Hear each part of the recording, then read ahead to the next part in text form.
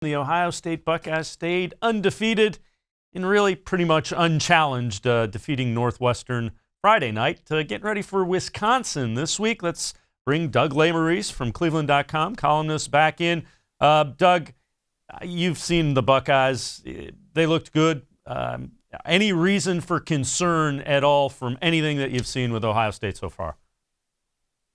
No, the only thing, the Northwestern popped like 3 runs in the first half. One of the plays, Ohio State only had 10 defenders on the field. And it's like, here's my advice for Ohio State. Have all 11 defensive guys on the field for every snap, and other than that, you'll be fine. The bar is so high for them. It's like if they give up a 13-yard play, we end up asking Ryan Day, like, is that a problem? I don't think Wisconsin has a really good offensive line, as usual. They have a really good running back, as usual. They don't have super dynamic guys. They have a good receiver. Their quarterback's okay. I don't think that their defense is good. I don't think Ohio State's going to score 50. But what Wisconsin does works against almost everybody. To their credit, there's no reason for Wisconsin to be this good. Why Wisconsin is like a consistent top 15 team, there's no birthright to that. They do it because they're smart. They've adopted a style. They've recruited into that style, and they're super smart and just on point about doing that. But when you play a bunch of 5-stars, it doesn't really work.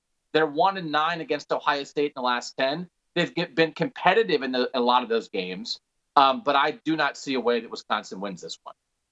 How impressed are you with the fact that Ohio State seems to come every week to play, even though, they have to realize they've got more talent than anybody that they're going to be facing. There's a mindset that it appears they've developed this year that I think is a really good thing. Yeah, and that's a credit to them. And again, you look like you're coming to play every week, right up until the week you don't come to play. So, we all know the loss. That always are referenced. Iowa in 2017, Purdue in 2008.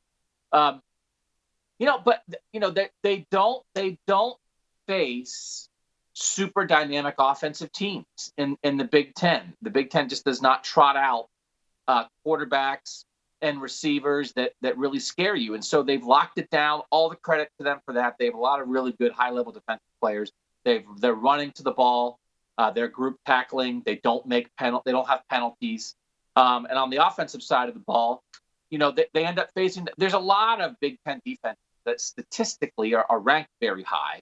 But again, part of that is in the Big Ten, you're not facing guys who are going to light it up. But then when you face Justin Fields and J.K. Dobbins and Austin Mack and Ben Victor and Garrett Wilson and Chris Olave, then you get lit up sometimes. But yes, so far, the idea that they have come out and basically won by 40 almost every week, they are motivated by the losses of the past 2 years. I talked to Chase Young about that for a while after the Northwestern win. It's a credit to Ryan Day and this staff, but the players who lived it, they don't have to be reminded of that. They know you have one lousy week and it ruins your dream. And they've lived it for 2 years, and they don't want to live it for a third. It looks, by all indications, if they take care of business the way they have, they will be in that first 4 when the first college football playoff pairings come up. How much of a motivating factor is that? How much is that in the back of their minds? How much is that in the front of their minds is making sure they're in that situation? And then if you win and you win and you win, you usually end up where you want to be. Yeah, that's the standard here now. In the playoff era, the standard at Ohio State is the playoff. And they've been in the playoff mix all 5 years of the college football playoff, but they've only made it twice.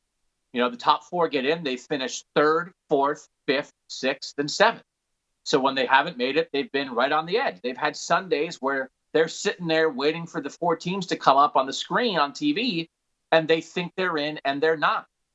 So it's one of those things. You have to take care of business every week, or you're not going to get in the playoff. But this is not a place where winning the Big Ten or beating. Yes, you got to beat Michigan to get to where you want to go. But they're beating Michigan, they're winning Big Ten titles, and they're not happy. So that's not the goal. The goal is the playoff, and they all know that. They all think about it, but they know if they get wrapped up in that and they lose once, they're going to screw it up. They are one of the 4 best teams, but they're not going to get in the top 4 probably, unless they win all their games. So that keeps you on a week-to-week mindset. But 100%, these guys have the playoff on their mind all the time as well. When you look at this year's team, what area has impressed you the most? What have you and it doesn't have to be necessarily one. What are some things that you've gone, this is as good or better than I thought it would be?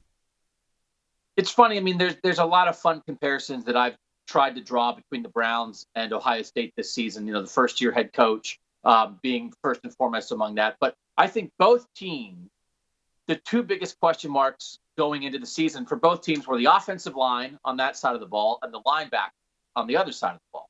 And while I think the Browns linebackers have played pretty well, their offensive line has been a mess, and that's kind of why they are where they are. For Ohio State, the linebackers have played great. They're probably going to play 4 linebackers at times against Wisconsin, and they have 4 guys in Tuff Borland, Baron Browning, Malik Harrison, and Pete Warner that they trust. But on the offensive side of the ball, the line, as opposed to Brown, the line has been great. 4 out of 5 new starters, but they're playing connected. They've allowed some pressures of Justin Fields, but J.K. Dobbins is finding holes in the run game. They have protected Justin Fields more often than that. 2 redshirt sophomores there, Josh Myers at center and Wyatt Davis at right guard, look like potential future All-Americans. So I think, again, this team doesn't have a weakness. Those were the question marks coming in, and they are not question marks anymore. Doug Lemerises, as always, we appreciate the insight. Doug Lemerises, columnist for cleveland.com, talking about the Buckeyes